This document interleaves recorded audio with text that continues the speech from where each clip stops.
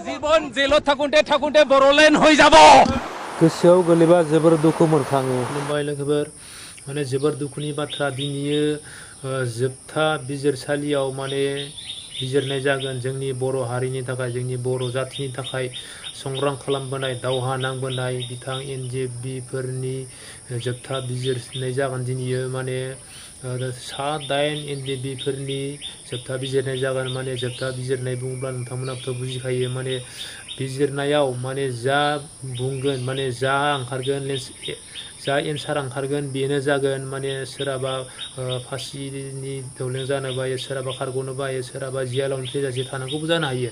माने जोबथा बिजिरनाय आरो बिनिफ्राय आरो उनाव बिजिरनायनि माने बिसोरनियाव लामा गैला आरोना। ओमफ्राय बिथांमोना माने गोबाव बोसोरनि सिगांनो माने पुलिसजों हमजानानै जेलाव जोबनानै दोनजादोंमोन। नाथाय बिथांमोना मा दायाव हमजाखो, दा सोरो मा दायाव हमजाखो, बे हमजानाय मुथिसो माने बिथांमोनखौ बिजिरनाय जागोन। माने सोरहाबा खम दायावनो हमजादोंबा खारग'नो बायो, सोरहाबा मानसि बुथारनायनि दायाव हमजादोंबा माने गोदोर जानोबो हायो, सोरहाबा बमा होनायनि दायाव हमजादोंबा बिथाङा माने थैजासिम थानांगौ बायो। माबा मोनसे हमजानायनिबो मोनसे रुल दोङो बेयाव।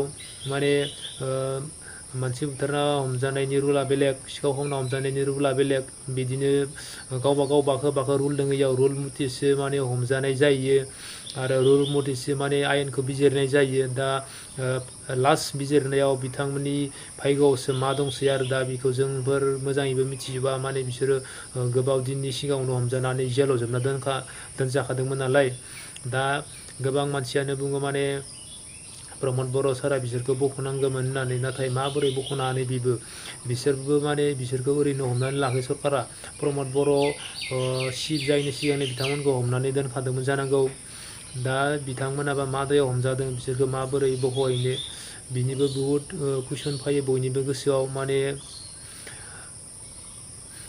बर' हारिनि थाखाय बिथांमोना संग्राम खालामदोंमोन नंगौ, नाथाय बिसोरो संग्राम खालामनानैबो माने बांसिनानो गोबाङानो माने जिउसो बावजोबनांदों, रावबो जेबो लाबोनो हायाखै। माने बिथांमोननि मुंखौ आं नोंथांमोननो फरायना होलांनि। माने बिथांमोना मा जायगानि, बिथांनि बिफानि मुङा मा, बिथांनि गामिया मा, बिथाङा मा जिल्लानि, गासैखौबो नोंथांमोना A to Z मिथिजोबगोन। मुंफोरखौ आं फारियै फरायना होनोसै दानिया। 1 नाम्बाराव दोङो धनेस्वर बसुमतारी, बिफानि मुङा हेमा बसुमतारी, गामिया जाबाय बेसरगाव, PS बिजनि, ओमफ्राय PO कालियागाव, डिस्ट्रिक्टआ जाहैबाय चिरां। 1 नाम्बारनि आरो माने चिरां डिस्ट्रिक्टनि इयो। बेनिफ्राय 2 नाम्बाराव दोङो अजय बसुमतारी, बिफानि मुङा बलेन्द्र बसुमतारी, गामिया जाबाय दुलियाजान, PSआ बासुगाव, ओमफ्राय POआ रनसायधाम, डिस्ट्रिक्टआ चिरां, बिनियाबो चिरां। 1नियाबो चिरां, 2नियाबो चिरां, सानै चिरां। बेनिफ्राय 3 नाम्बाराव दोङो दिलीप बसुमतारी, बसुमतारीयानो गोजा 3 बसुमतारी। ओमफ्राय बिफानि मुङा सुलेन्द्र बसुमतारी, गामिया जाबाय थाइस'बारि, पुलिस स्टेसना पानबारि, POआबो पानबारि, डिस्ट्रिक्टआ चिरांनि 4। 4 नाम्बाराव दोङो गजेन नार्जारी, बिफानि मुङा उपेन नार्जारी, गामिया सनारिजान, ओमफ्राय PS प्लास PO गहपुर, डिस्ट्रिक्टआ सनितपुर। 4 नाम्बारनिया सनितपुरनि, चिरां आरो सनितपुर।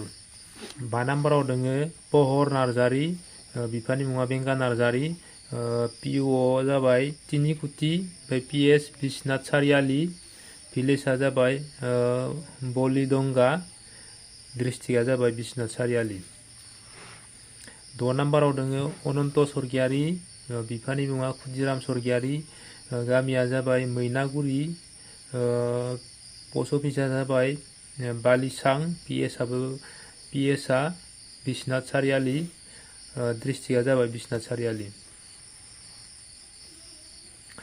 7 नाम्बाराव दोङो नितुल दैमारी, बिफानि मुङा जगेश्वर दैमारी, गामिया जाबाय नं 2 हिरिम्बापुर, पस्ट अफिसआ जाबाय बातासिपुर, पुलिस स्टेसना जाबाय ढेकियाजुलि, डिस्ट्रिक्टआ जाबाय सनितपुर।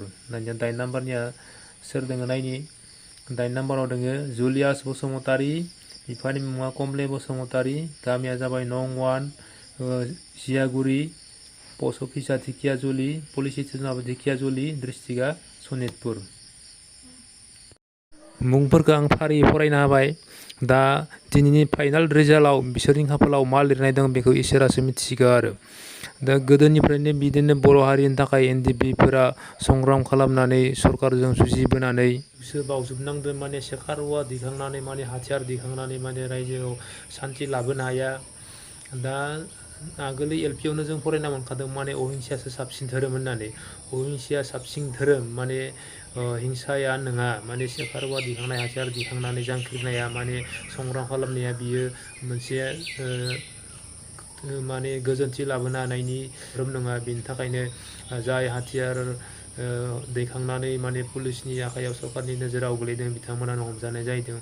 दा मा बुंनो जोंनिनो बर'निनो फिसा बर'निनो थै बर' हारिनिनो बर' भाषानिनो बर'नि कालसारनिनो बर' हारिमुखौ लाखिनो थाखायनो बिथांमोनाबो सरकारजों संग्राम खालामदोंमोन। नाथाय गावसोरनि थाखाय सोना गुबुननि फाव फान्दायनायावसो पुलिसजों हमजानानै जेलाव जोबजाना दोननांगौ जाखो। दा जियानो जादोला जोङो बयबो आर'ज गाबनांगौ माने बिथांमोना माने जोबथा बिजिरनायाव माने मोजां रिजाल्ट मोननानै माने मोजाङै मोजां खारग'ना फैनो हायो, न'आवलागि थाफैनो हायो, माने न'आव आलो गोजोनै न'नि मानसिजों रुजु रुमु खेथिखौनो मावना जाफैनो हायो। दा बिदिखौनो बयबो आर'ज गाबनांगौ। नायनि खेथ्रआव बुंबा आरो गोबां मानसियानो बुङो माने आर'ज गाबनानै जेबो जाया, इसोरा जेबो मावा, जि मावो मानसियासो मावो होननानै। नोंगौ जि मावो मानसियासो मावो, नाथाय इसोरा थिनाबा मानसिया मावनो थांबाबो मावनो जुजिबाबो माने जाफुङा। माने मावनो हागोन खिन्थु खेंख्रा जागोन। थिग बेबायदिनो आरो माने क्लियार जाया। खिन्थु इसोरा थिननाय बायदि मावोब्ला जेनेबा इसोरा थिननाय बायदि थांनानै मावहैनो हायोब्ला माने इयो इसोरा मोजाङै मावनो थिनोबा मोजाङैनो मावबोनो हागोन। जुदि अख्रायै मावनायनि गेजेरावनो जुदि इसोर थिनालासिनो अख्रायै मावनायनि गेजेराव मावोबा जुदि बियो माबा मोनसे रेगि नुजानो हायो आरो। थिग बेबायदिनो जियानो जा मानसिया मावो नोंगौ खिन्थु इसोरनि थिननाय बायदिसो मावनाय जायो। माने मानसिया सानो मोनसे इसोरा थिनो मोनसे, माने मानसिया सानबाबो मावजोबनो हाया इसोरनि थिननाय बायदि नङाबा।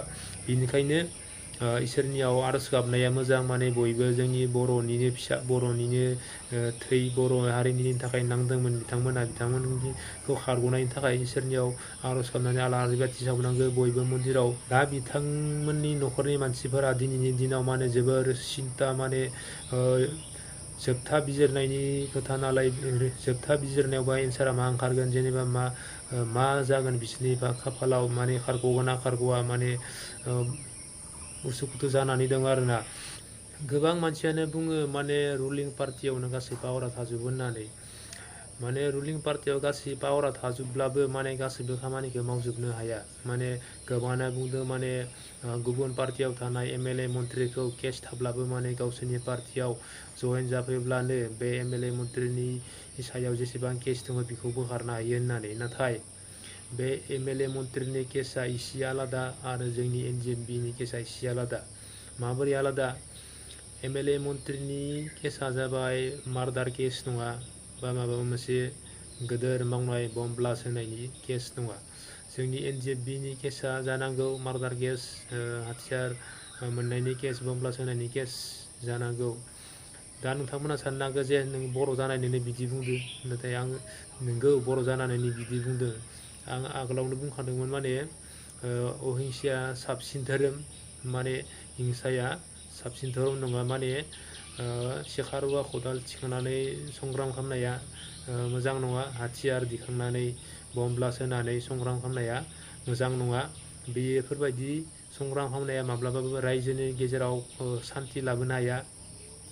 बिनि थाखायनो नोंथांमोननि बुजिनो रोङिनि थाखायनो बेफोरबायदि जोंनि बर'नि फिसा एनडिएफबिफोरा हमजानानै दिनैसिम जेलाव थाबाय थानांगौ जादोंमोन। दा दिनैसो फाइनाल रिजाल्ट, बे रिजाल्टआवबा मा जायो बिथां 7-8नि थाखायल'सो बिबो आरो बेसेबां खैजोन हमना दंबावो दा जों बेखौ मोजां मिथिजोबा। दा जोंहा डिआर नाब्ला रन्जन दैमारि साराबोथ' जेलावनो दंबाय दङ। बिनि बागैबो दिनैसिम जेबो सावराया।